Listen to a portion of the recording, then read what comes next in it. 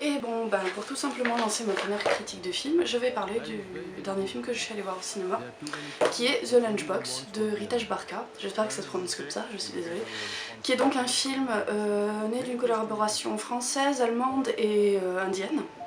Indienne d'Inde, hein, pas indienne d'Amérique, je tiens à préciser. Je peux faire la confusion, moi. Qui est un très bon film. Alors, j'ai envie, pour le décrire, de reprendre une petite blagounette de la critique du film. The Lunchbox, un petit régal. Badumts. Je crois que c'est la blague la plus carambar du monde. Enfin, mais en même temps, ça résume bien le film parce que c'est vraiment de très agréable à regarder, de très vraiment un petit régal, un petit bijou. Alors, qu'est-ce que ça raconte The Lunchbox? C'est tout simplement le récit d'une histoire d'amour épistolaire en fait, entre un homme dans une entreprise et une femme à la maison. Il s'avère que la femme envoie tous les jours à son mari une lunchbox, qui est donc une boîte à repas, où elle lui prépare des petits mets raffinés, etc., censés pour elle relancer l'amour de son mari qui est très distant, très froid, etc. Et un jour, cette lunchbox atterrit par erreur sur le bureau de l'employé. Et s'ensuit donc une petite correspondance épistolaire qui au début est juste le moyen pour les protagonistes de se livrer l'un à l'autre, de se livrer à une personne extérieure, de se libérer en fait d'un poids duquel ils ne peuvent se libérer, et qui au fur et à mesure va se transformer en une petite histoire d'amour. Si vous êtes allergique aux histoires d'amour, tout simplement, si vous êtes allergique à tout ce qui ne contient pas de la bagarre, du sang, des larmes, des cris, n'allez surtout pas voir The Lunchbox, parce que ça va vraiment vous gonfler. Mais par contre, si vous êtes un curieux, si jamais vous aimez des films comme par exemple Kirschblüten, moi ça m'a vraiment rappelé Kirschblüten de Doris Dory.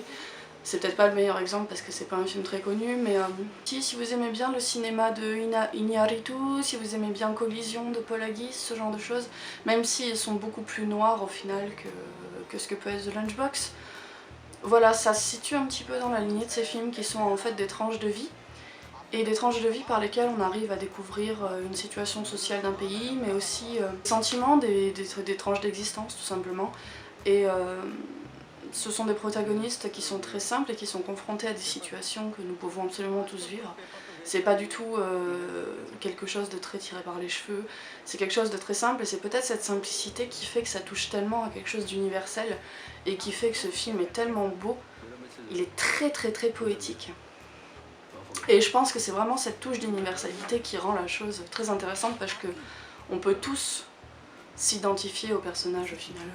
Donc les personnages, en plus il n'y en a pas beaucoup, ce qui fait qu'on a vraiment le temps de s'attacher à eux, de les découvrir, des différentes facettes d'eux. Donc il y a évidemment les deux protagonistes principaux, donc la femme et l'employé de banque. Mais il y a aussi le comique en fait, enfin celui qui apporte une touche d'humour, parce qu'il faut savoir que le film est quand même assez drôle hein, par moments, qui est au début assez insupportable, et qui au final s'avère être une personne touchante, une personne émouvante, vraiment entière, humaine. Vraiment un très beau personnage que celui-là.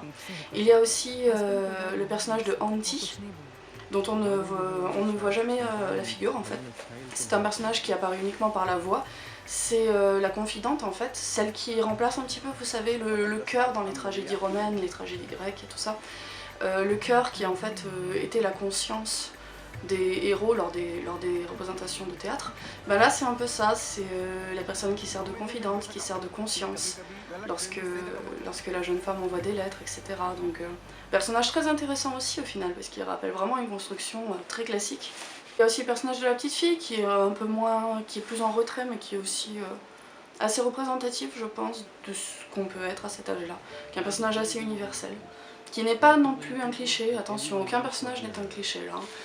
Mais ils ont tous vraiment quelque chose qui n'est pas exceptionnel en eux, et c'est le fait qu'ils soient pas exceptionnels qui justement les rend aussi universels. J'insiste beaucoup sur cette part d'universalité, mais c'est ce qui à mon avis fait la grande force de cette film.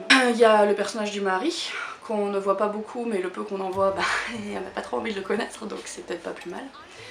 Donc voilà, peu de personnages, ce qui fait que qu'on a vraiment le temps d'aller peut-être au fond des choses, de poser les choses. C'est un film qui prend son temps, et ça c'est assez appréciable. C'est un film qui vraiment pose des bases, pose une histoire, pose une ambiance, sans aller peut-être jusqu'au contemplatif propre au cinéma asiatique, j'irai pas jusque là.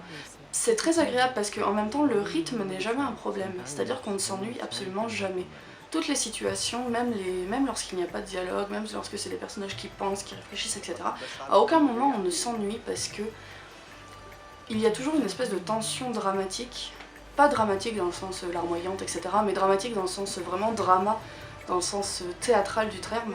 Il y a toujours une tension dans toutes les scènes qui fait qu'on est vraiment tenu en haleine, voilà, tout le long du film.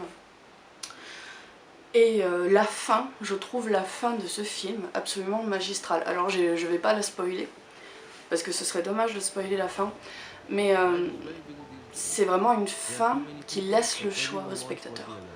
Et parfois c'est très mauvais, je pense notamment dans les livres de Stephen King, je trouve que c'est trop facile de sa part de laisser le choix au spectateur justement. Mais là, dans ce cas-là, je trouve que c'est vraiment une fin parfaite. Il faut savoir que pour moi, la fin a énormément d'importance en fait dans les œuvres que je lis.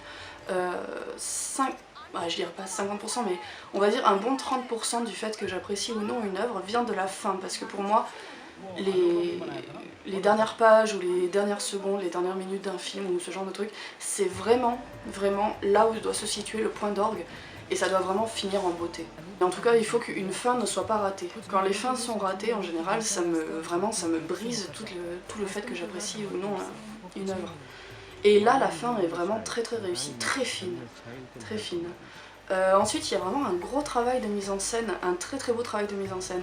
Alors, c'était assez drôle, il faut que je vous explique un peu le contexte dans lequel j'ai vu.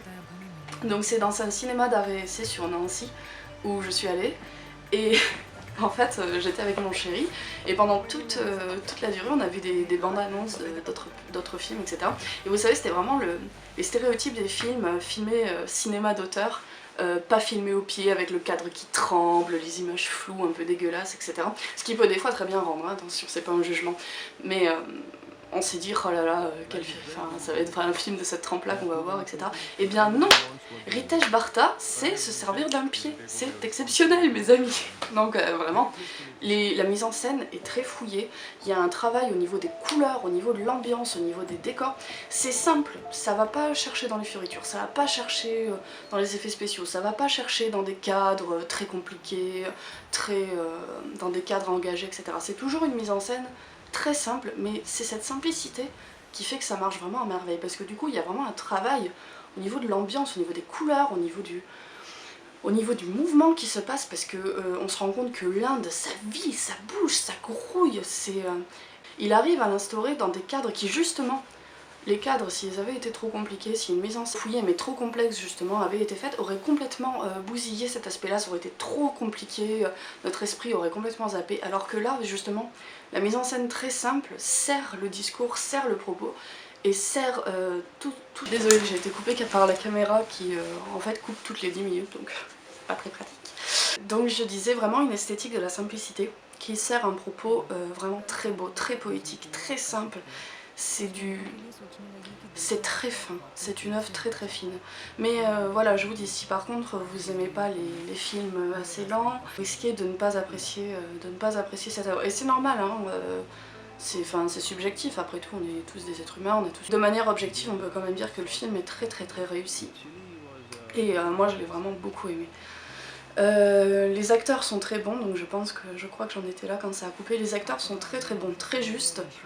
À aucun moment ils ne surjouent, à aucun moment ils sont dans le pathos, non, franchement. Et d'ailleurs c'est une œuvre qui est très grave, très triste, très pathétique, mais qui jamais ne tombe dans le larmoyant, dans le mélodrame, jamais. Et pourtant le sujet pourrait s'y prêter, parce qu'il y a quand même l'histoire de la femme avec un mari absent, l'homme a eu sa femme, enfin l'employé de banque a eu sa femme qui est morte, la petite fille qui est triste, il y a le grand-père qui meurt à un moment, etc. Enfin vraiment, il le poids quoi, le poids de la tragédie antique sur les épaules. Enfin c'est vraiment, les personnages sont des atlas quoi, ils portent le monde sur leurs épaules.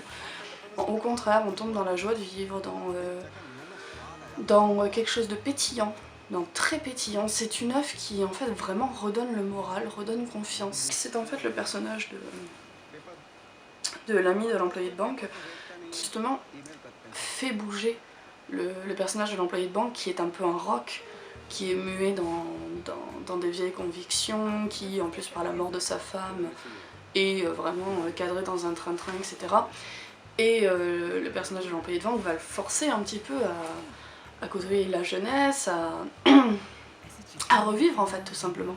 Et cette vie, cette gaieté qu'il apporte, qu'il insuffle au film, on le ressent aussi en tant que spectateur parce que vraiment c'est un personnage qui, quand il arrive, il y a la vie qui ressurgit. Du coup cette vie va s'insuffler en fait à la jeune femme aussi parce qu'au fur et à mesure, étant donné que l'employé va se mettre à bouger, la jeune femme aussi par le biais des lettres forcément va se mettre à bouger et c'est aussi une histoire de liberté, de prise de risque pour une liberté. Est-ce que l'on veut vraiment notre liberté ou pas, etc. Ça pose de très belles questions, ça nous laisse le choix des réponses. Une œuvre poétique mais qui a aussi quand même je pense une portée philosophique ou du moins sociologique parce qu'elle porte vraiment en tout cas dans la société indienne, la question de la liberté de l'individu, la question de la liberté de la femme aussi, la question de la transition en fait entre de vieilles traditions et la modernité. Après c'est un regard qui est contestable etc, hein, ça je dis pas, mais c'est au moins un regard. Et notamment pour nous, comme public occidental, qui avons, je pense, beaucoup de clichés sur ces pays, et ben ce regard porté sur l'Inde nous force à réfléchir et nous offre une vision du pays que l'on n'a pas forcément l'habitude de voir. Donc c'est aussi très très appréciable parce qu'en plus c'est un regard qui n'est pas pétri de préjugés, c'est un regard qui n'est pas pétri de bons sentiments, c'est un regard qui n'est pas dans le mélodrame, c'est un regard qui est franc, qui est simple, qui ne juge pas, c'est un regard vraiment très sympathique sur un pays, sur ses problèmes, sur les problèmes de l'individu, sur les problèmes de soi, du rapport aux autres, enfin vraiment, si jamais il passe encore par chez vous, allez le voir parce que ça vaut vraiment le coup, c'est un excellent moment à passer, c'est un petit bijou, vous allez rire, vous allez vous poser des questions, vous allez être ému, vraiment c'est un film très très beau, très touchant, il n'y a rien à dire.